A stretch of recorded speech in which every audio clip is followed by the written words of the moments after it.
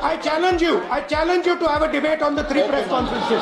विपक्ष के नेता महोदय कहते हैं कि पहले मेरी बात का आप जवाब दीजिए, मैं सुनना चाहता हूं। आपकी मुनसफी से संसद नहीं चलेगी। मेरे आप बोलने का क्रम मैं तय करूंगा। इस तरह से नहीं चलेगी संसद।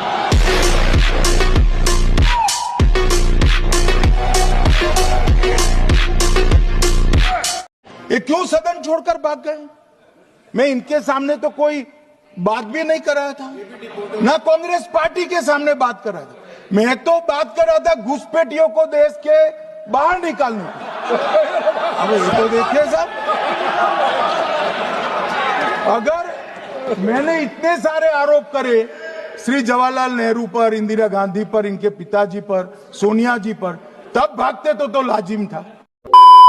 जय श्री राम सभी सनातनी भाइयों को फिर से एक न्यू वीडियो में आपका स्वागत। वीडियो शानदार होने वाली है तो वीडियो को लाइक और नए हो चैनल पर चैनल को सब्सक्राइब कर दीजिए और कमेंट बॉक्स में जय श्री राम का नारा लगा दीजिए, क्योंकि जय श्री राम के नारे से ही वीडियो को स्टार्ट करते हैं। तो जय श्री राम।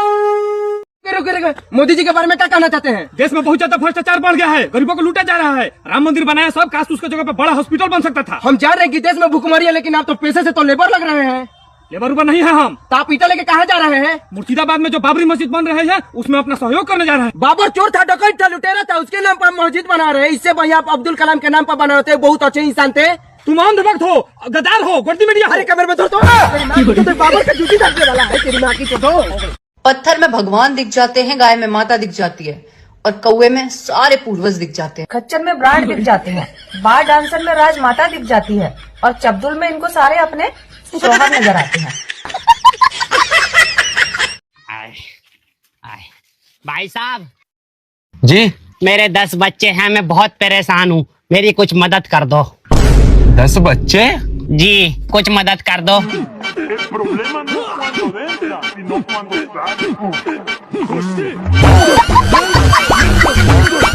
मुझे शक्ति दीजिए बाबा साहेब, ताकि मैं उन लोगों से लड़ सकूं जो आपका और आपके संविधान का अपमान करते हैं।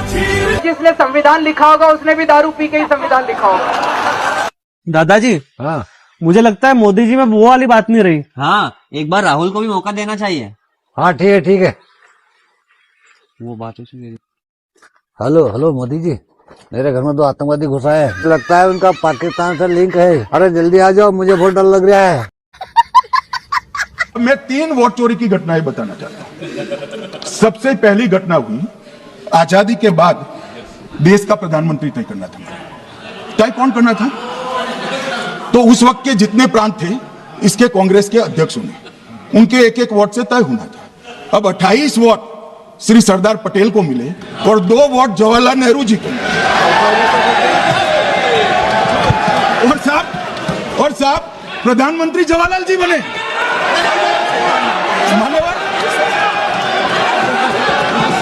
मान्यवर दूसरे प्रकार की वोट चोरी और नैतिक तरीके से चुनाव जीते, ऐसी वोट चोरी भी भूतकाल में एक बार हुई थी। श्रीमती इंदिरा गांधी रायबरेली से चुनी गई। इलाहाबाद हाईकोर्ट में श्री राजनारायण पहुंचे कि चुनाव नियमों के अनुसार नहीं हुआ। इलाहाबाद हाईकोर्ट ने यह तय कर दिया कि श्रीमती गांधी ने उचित तरीके से चुनाव नहीं जीता है, हम इसको रद्द कर देते। मान्यवर, ये भी वोट चोरी थी, बहुत बड़ी वोट चोरी थी। और उसके बाद में क्या हुआ? उसके बाद में वो वोट चोरी को ढकने के लिए संसद में कानून लाए कि प्रधानमंत्री के खिलाफ कोई केस ही नहीं हो सकता। मैं विपक्ष के नेता को कहना चाहता हूं, इम्यूनिटी की बात आप चुनाव आयोग की पूछ रहे हैं, इसका तो मैं जवाब दूंगा, इम्यूनिटी का। मगर ये इम्यूनिटी जो श्रीमती गांधी ने दी थी, इसके लिए आपका क्या कहना है? और उन्होंने तो स्वयं के लिए ले ली, उनका आरोप है। और तीसरी वोट चोरी कहना चाहता हूं।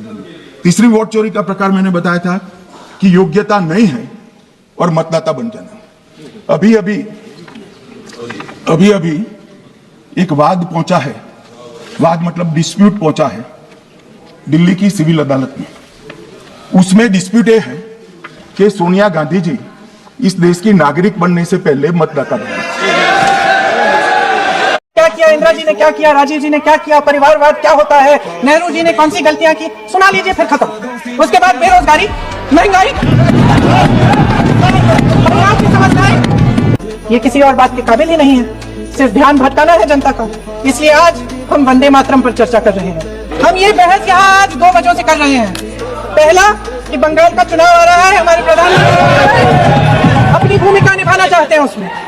सर भाषण बहुत अच्छा देते हैं, लेकिन तथ्यों के मामले में कमजोर पड़ जाते हैं। तो एक निष्पक्ष वोटर होने के नाते, आम जनमानस और विशेषकर भारतीय होने के नाते मैं बस इतना कहना चाहती हूं कि प्रियंका गांधी जी ने जो मुद्दा उठाया वो बिल्कुल ठीक था। सदन जिस कार्य के लिए है वहां वही होना चाहिए। सदन में भारत की बात होनी चाहिए, लोकतंत्र की बात होनी चाहिए, संविधान की बात होनी चाहिए, युवाओं की बात होनी चाहिए और रोजगार की बात होनी चाहिए। आपने मुद्दा बिल्कुल ठीक उठाया प्रियंका जी, लेकिन आपका समय गलत था। आपको ये मुद्दा तब उठाना चाहिए था जब आपका भाई सदन में खड़े होकर 1 घंटे तक भगवानों की तस्वीर दिखा दिखाकर अभय मुद्रा के बारे में समझा रहा था, और जब वो हिंदुओं को हिंसक कह रहा था।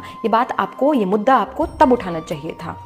एक भारतीय होने के नाते मैं चाहती हूं कि ये मुद्दा उठाया जाए। आज वंदे मातरम को 150 वर्ष हो चुके हैं और आज तक भी यदि एक सार्वजनिक सभा लगती है और वहां वंदे मातरम गाया जाता है तो हम केवल आगे के 2 स्टैंजा गा सकते हैं, उसके बाद नहीं गा सकते हैं। क्यों? क्योंकि 1937 में आपकी ही सरकार के बदौलत वो बंद करवा दिए गए। आपकी ही सरकार के द्वारा ये निर्देश दिया गया कि केवल 2 स्टैंजा गा सकते हैं और बाद का नहीं गा सकते हैं। क्यों? क्योंकि उससे 20% आबादी को उस समय पर दुख होता था और आज माइनॉरिटी को दुख होता है। लेकिन जब डिवीजन ही इस बेस पर हुआ कि धर्म वाले इधर और मजहब वाले उधर, तो क्यों आज तक हम अपने राष्ट्रीय गीत को लेकर कॉम्प्रोमाइज करते आए हैं? मैं आपको सच कहूं, ये उसके बावजूद भी वंदे मातरम नहीं गाते हैं, उसके बावजूद भी ये वंदे मातरम तक नहीं कहते हैं। तो क्यों हम कॉम्प्रोमाइज करें इस बात को लेकर? हम उस वंदे मातरम को लेकर क्यों कॉम्प्रोमाइज करें जिसको गाते गाते न जाने हमारे कितनी ही वीर वीरांगनाओं ने इस भूमि के लिए अपने प्राण त्यागे। वंदे मातरम कहकर हमारे कितने ही वीरों ने फांसी के फंदे को चूमा। हम उसके लिए क्यों कॉम्प्रोमाइज करें? इसलिए क्योंकि उसमें तीसरे पहरे में माता दुर्गा की तुलना भारत माता से करी है और उनको देने वाली, वरदान देने वाली, विद्या देने वाली कहा गया है।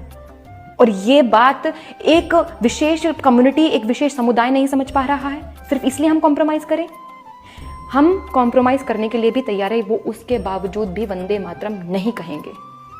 तो ये बात, ये मुद्दा उठना चाहिए। एक भारतीय होने के नाते, एक आम जनमानस होने के नाते मैं ये चाहती हूँ, हम ये लोग ये चाहते हैं। नमस्ते, जय श्री राम और वंदे मातरम। चाचा चलो हमने मान लिया कि मोदी जी के अंदर कुछ अच्छाइयां हैं, लेकिन आप हमारे प्यारे राहुल गांधी जी से इतनी नफरत क्यों करते हो? नफरत?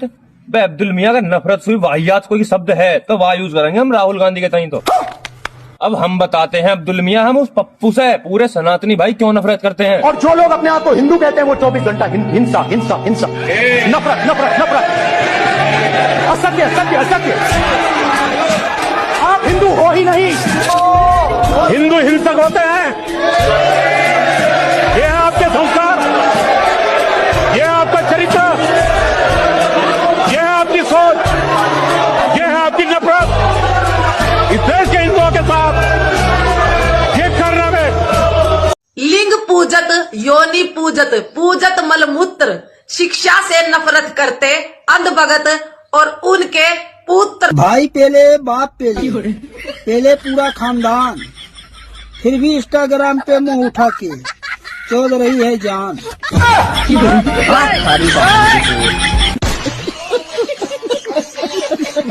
আমি বিজেপিকে বারবার বলি, ওরে আমার সাথে খেলতে যাস না। আমার সাথে খেলতে গেলে আমি যে খেলাটা খেলবো সেই খেলায় তোমরা আমাকে ধরতেও পারবে না, ছুটতেও পারবে না, নাগালও পাবে না। बेरा नायो छोरो गाड़ी कितने जावेगी, याद घर आली आवेगी। ऐसा है ममता चाची, हमारी बात सुन एक बार, कान के ना पर्दे थोड़े खोल ले।